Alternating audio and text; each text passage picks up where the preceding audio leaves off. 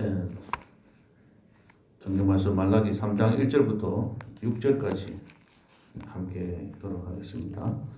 만군의 여호와가 이르노라. 보라, 내가 내 사자를 보내리니 그가 내 앞에서 길을 준비할 것이요 또 너희가 구하는 바 주가 갑자기 그의 성전에 임하시리니 곧 너희가 사모하는 바 언약의 사자가 임하실 것이라. 그가 임하시는 날을 누가 능히 당하며 그가 나타나는 때에 누가 능히 서리요. 그는 금을 연단하는 자의 불과 표벽하는 자의 잿물과 같을 것이라.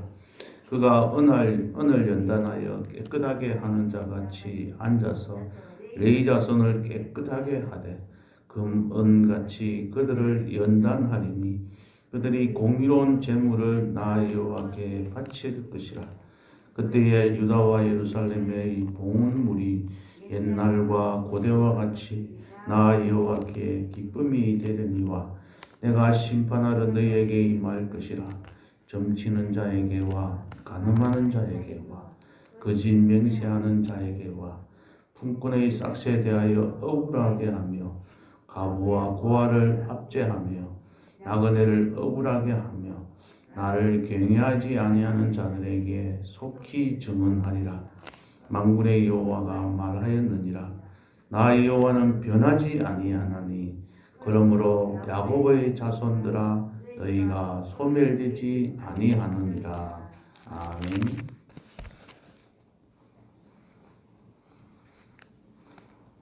말라기 선지자가 활동하던 BC 5세기 중엽 그 당시에 이스라엘 포로로 잡혀갔던 사람들이 귀환해서 돌아와서 공동체의 삶을 살고 있었던 그런 시대입니다. 그들은 잡혀가서 3차에 걸쳐서 돌아와서 국가 재건 사업에 힘쓰고 또 예루살렘 성곽도 재건하고 스룹발벨 제2성전도 준공하고 그래서 국가로서의 어느 정도의 외형은 갖추었습니다. 여러 가지 우여곡절이 있었지만은 그 팔레스타인에 있는 그 토착 민족들을 그 세력들을 물리치기도 하고 또 그러함으로 인해서 경제적인 사회적인 기반은 어느 정도 갖추었습니다. 이들은 포로 생활을 하던 그 바벨론에서 이스라엘로 돌아오면은 모든 일들이 형통하게 될 것이라고 생각했습니다. 예수를 믿으면 모든 일들이 다 잘 될 것이라고 생각하는 우리들의 생각과도 비슷하다고 봅니다. 그렇게 기대를 했는데 그렇지만 그들에게 돌아온 것은 극심한 기근과 흉년뿐이었습니다. 특히 대부분의 농지의 황폐와 사회의 경제 기반 시설들의 미비로 인해서 경제적으로는 분명하지 못했습니다. 우리가 잘 알고 있다시피 3장 11절에 보면은 메뚜기가 토지 소산을 먹어버려가지고 농사 소득을 못 어떻게 만들고 포도나무의 열매는 기한 전에 떨어져서 먹지를 못하는 그러한 어려움들을 당했습니다. 정치적으로도 여러 가지 힘들고 불안했습니다. 나라가 새롭게 세워지고 왕이 있는 것이 아니라 그야말로 공동체의 생활만 하는 그런 어수선한 상황이었습니다. 그렇다면 종교적인 지도자들은 더욱더 이 일들을 잘 추스려서 끌고 나가야 하는데 이 제사장들은 자신들의 입을 채우기 위해서 백성들이 바친 제물들 중에서 특별히 다른 것도 잘못했지만 그 제물 중에서 좋은 것은 자기들이 가져가서 배를 채우고 여호와께는 눈먼 것, 저는 것, 병든 것만 가지고 가서 바치는 상황에까지 이르렀습니다. 이런 상황에서 백성들이 신앙생활을 소홀히 하고 여호와의 율법을 떠나면서 산다는 것은 오히려 어떻게 보면 당연한 일이었는지도 모릅니다. 이런 상황에서 지금 말라기 선지자가 여호와의 말씀을 듣고 등장했습니다.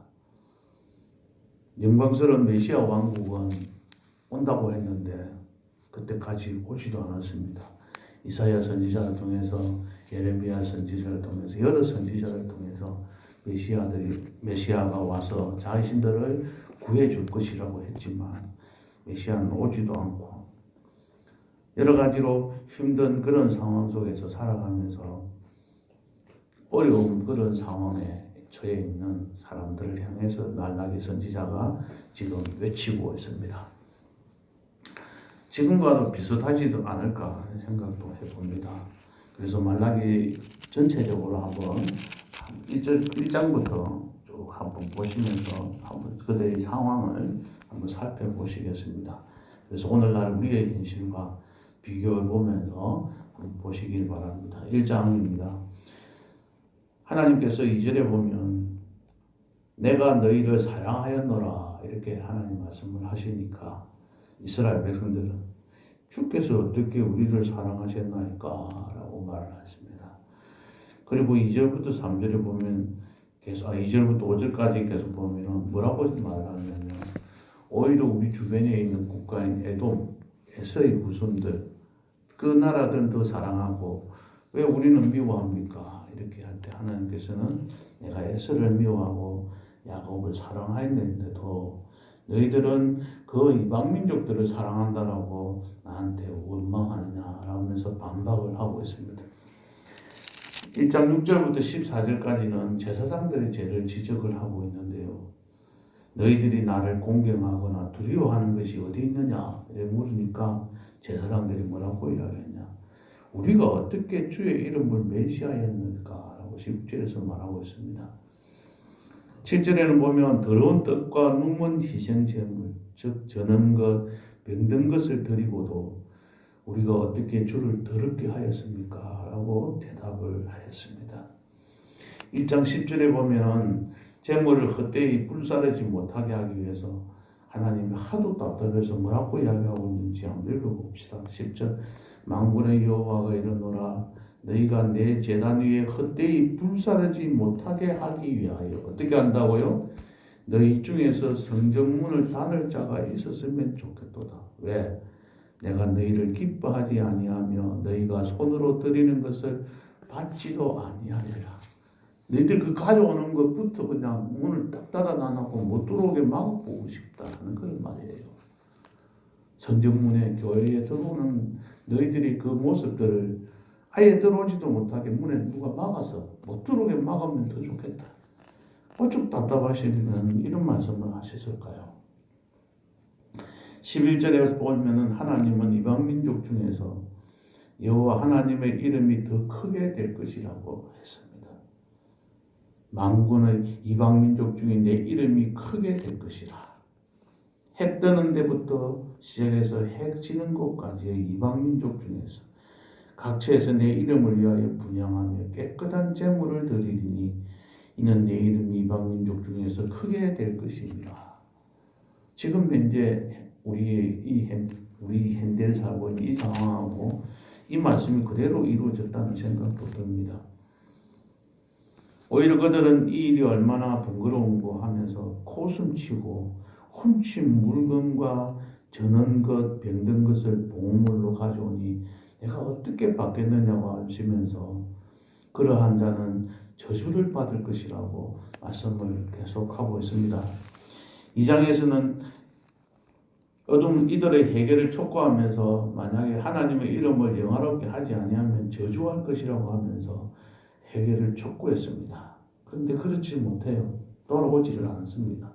3절을 보면 하나님께서는 너희 절기의 희생의 똥을 너희 얼굴에 바를 것이다. 그것과 함께 제하여 버림을 당할 것이다. 라고까지 하였습니다. 그 제물 드리는 그 제물이 누는 그 똥을 내 얼굴에 발라버리겠다고 하면서 이렇게까지 말씀하고 계시는데도 이들은 깨닫지 않고 돌아오지를 않는 거죠. 누가 했습니까? 제사장들이.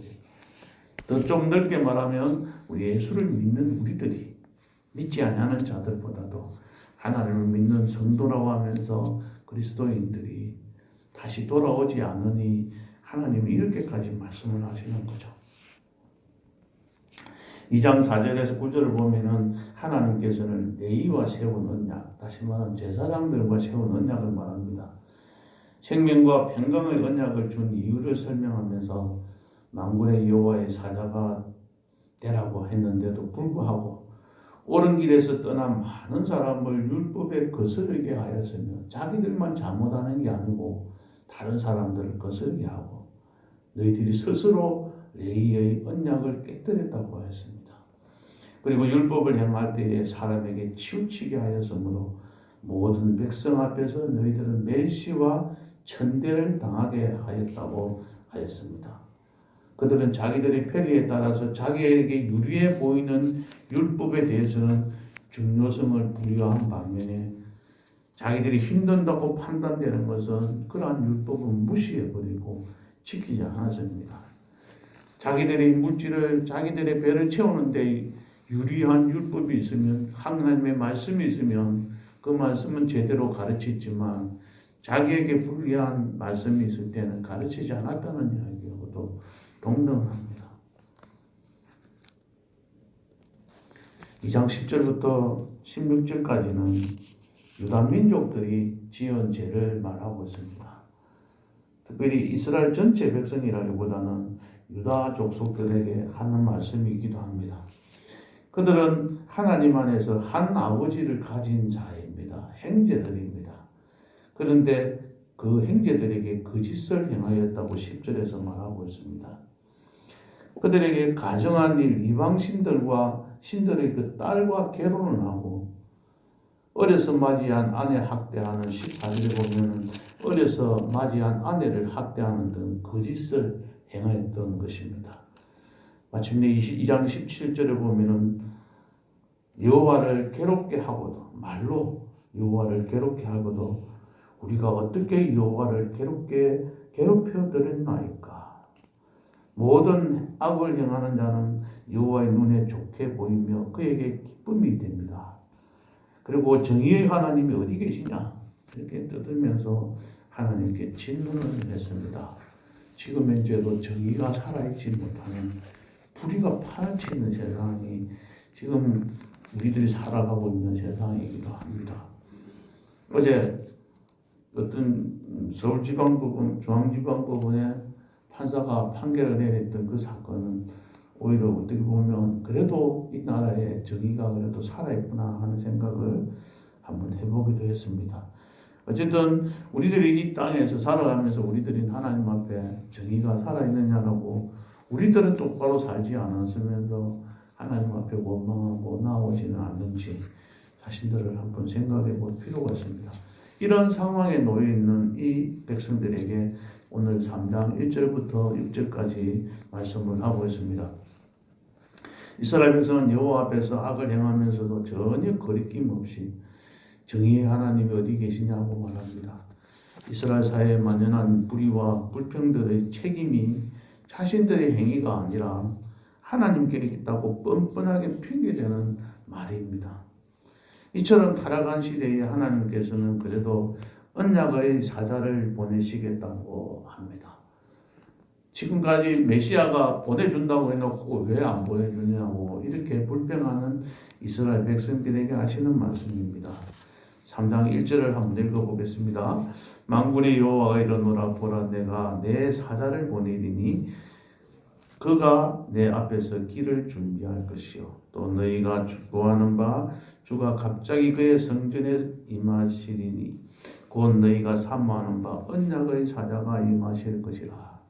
여기서 처음에 나오는 내가 내 사자, 여호와의 사자는 누굴 말하느냐면 사도 세례 요한을 말합니다. 마태복음 11장 10절에서 보면 기록된 바 보라, 내가 내 사자를 내 앞에 보내노니 그가 내 길을 내 앞에 준비하리라 하신 것이 이 사람에 대한 말씀이니라 하면서 예수님께서 직접 이 말씀이 바로 사도 요한을 가르친다고 말씀을 하고 계십니다. 그래서 사도 요한이 먼저 와서 길을 준비할 것이고 너희들이 구하는 주, 너희들이 구하는 언약, 너희들이 사모하는 언약의 사자가 갑작스럽게 임하는데 이 언약의 사자는 예수 그리스도를 말합니다. 예수님께서 이 땅에 오실 것을 말씀을 하고 있습니다. 그런데 갑자기 성전에 임한다고 했습니다. 그 오는 때는 저희들이 알지 못합니다.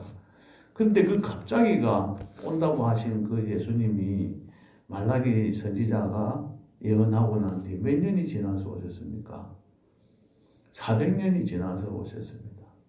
400년이 지나도록 또 오지 않았으니 말라기 선지자부터 시작해서 마태복음이 오는 신약 시대까지는 암흑기로 그냥 지내버리는 그런 상황입니다. 그러한 상황이 온다 할지라도 예수님 하나님께서 약속하신 그 약속은 반드시 이루어집니다. 따지고 보면 예수님께서 성전에 올라가실 때 내가 곧 오리라 하고 성전에 올라가셨지 않습니까? 그 하나님, 그 예수님은 아직까지도 강림하지 않고 계십니다. 2000년이 지나셨는데도. 그러나 그 예수님은 이 땅에 오실 것은 분명합니다. 그 사실을 믿고 우리들이 나아가야 하는 것이죠. 그래서 하나님, 예수님은 새 언약을 세우셔서 그 새 언약에 입각한 새 언약에 따른 사자라는 의미입니다. 구체적인 말씀은 오늘 긴 시간 동안 말씀을 드릴 상황이 없어서 하나님께서 이와 같이 이러한 고통을 당하는 자들에게 언약의 사자를 보내주시겠다고 말씀하시고 예언하셨습니다. 그래서 우리가 내일 성탄절을 지키는 것도 이 예수님이 오신 것을 우리들이 생각하고 왜 오시는지 우리 자신들도 생각해 보면서 함께 나아가야 할 것입니다. 2절부터 4절까지를 한번 읽어보겠습니다. 그가 임하시는 날을 누가 능히 당하며 그가 나타나는 때에 누가 능히 서리요. 그는 금을 연단하는 자의 불과 표벽하는 자의 잿물과 같을 것이라. 그가 언을 연단하여 깨끗하게 하는 자같이 앉아서 레위 자손을 깨끗하게 하되 금은같이 그들을 연단하리니 다 여호와께 바칠 것이라. 그때에 유다와 예루살렘의 봉헌물이 옛날과 고대와 같이 나 여호와께 기쁨이 되려니와. 그분은 우리를 금을 연단하는 불, 은을 연단하려면 용광로를 말하는 겁니다. 그 용광로와 같이 뜨거운 불 속에서 불순물들은 다 제하고 순수한 금만 추려내는 것이죠. 우리를 불의에서 제약된 세상에서 살아가는 우리의 잘못된 부분들을 불로서 연단한다는 것이죠. 이런 뜨거움이 우리에게 있지 않으면, 힘들고 어려움이 없으면 금이나 은으로 연단 우리가 나올 수가 없는 것이죠. 표백하는 자의 잿물이라고 했습니다. 잿물. 그 잿물을 손에 이렇게 만지고 오래 떠나면 어떻게 돼요? 우리 피부가 상하고 하지 않습니까? 그러나 그 잿물은 더러운 불순물들을 다 제하여 버리는 그런 역할들을 하는 것입니다.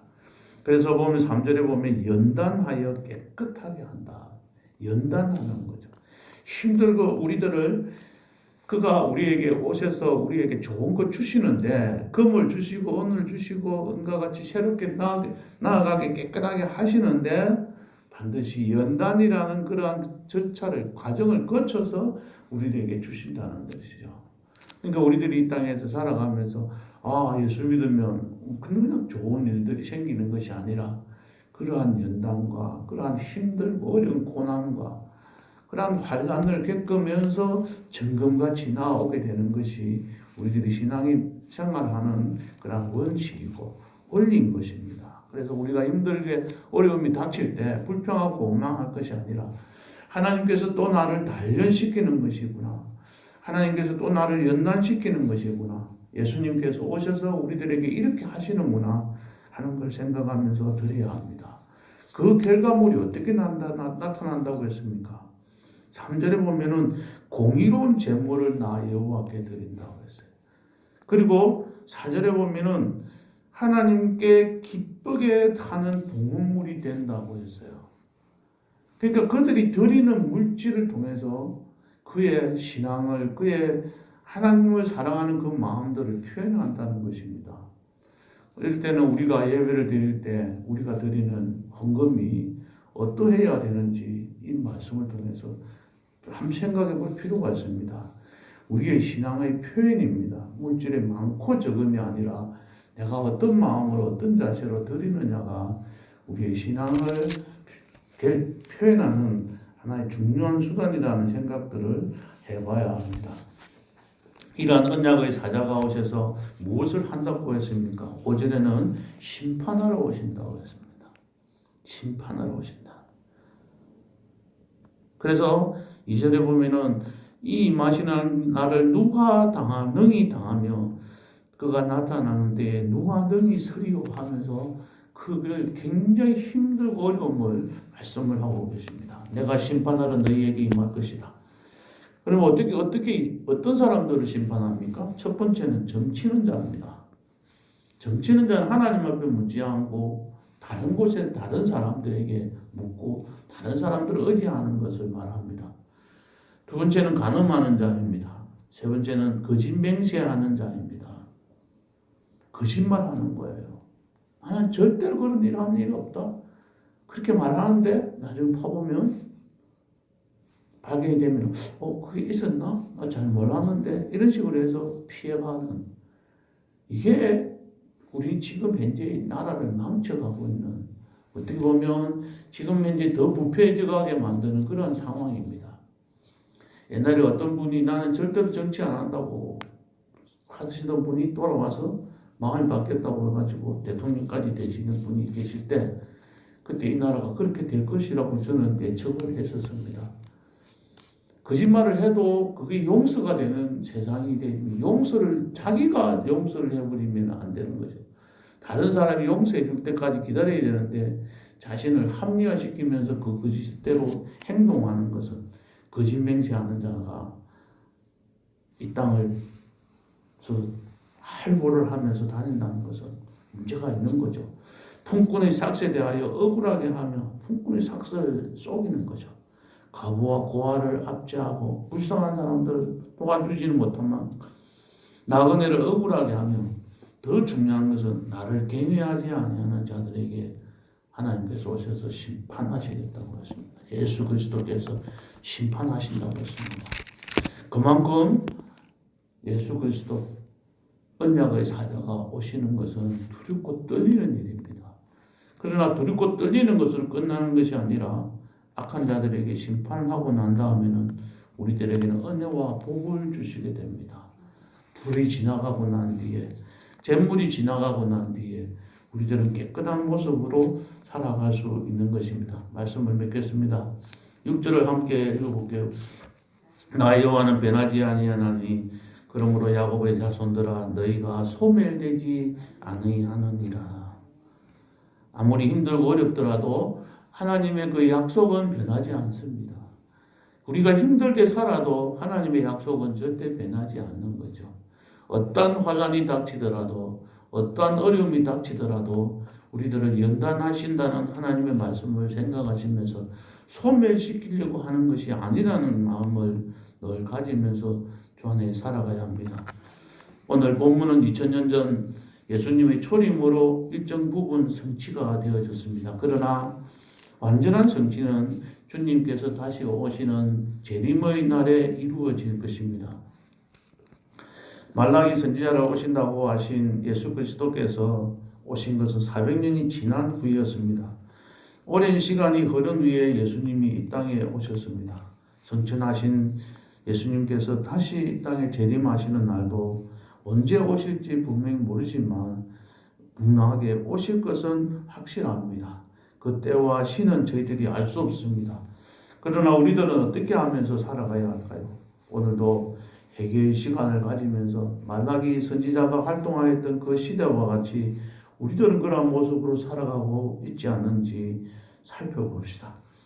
우리가 드리는 예배와 삶은 진정 하나님께 기쁘게 드리는 예배인지 지금까지 우리가 드렸던 물질이나 헌신은 정말 순수하게 하나님 앞에 드는 것인지 병든 것이나 저는 것이나 참 쓸모없는 것들을 드리지는 않았는지 내가 다 쓰고 나머지 그 중에서도 또 아끼고 아껴서 드리지는 않았는지 우리 자신들을 한번 생각해 봅시다. 주님께서 주시는 연단이 있으면 열린 마음으로 받아들입시다. 그리하여 오시는 주님을 더욱더 정결한 마음으로 맞이합시다. 여전히 주를 외면하고 악을 행하는 자들에게 또 복음도 전하고 그들도 우리들과 함께 나아갈 수 있도록 말씀을 전하는 삶을 살아가야 할 것입니다. 4장 2절을 함께 찾아서 읽어보겠습니다. 4장 2절입니다. 시작. 내 이름을 경외하는 너희에게는 공의로운 해가 떠올라서 치료하는 광선을 비추리니 너희가 나가서 외양간에서 나온 송아지 같이 뛰리라. 기도하겠습니다.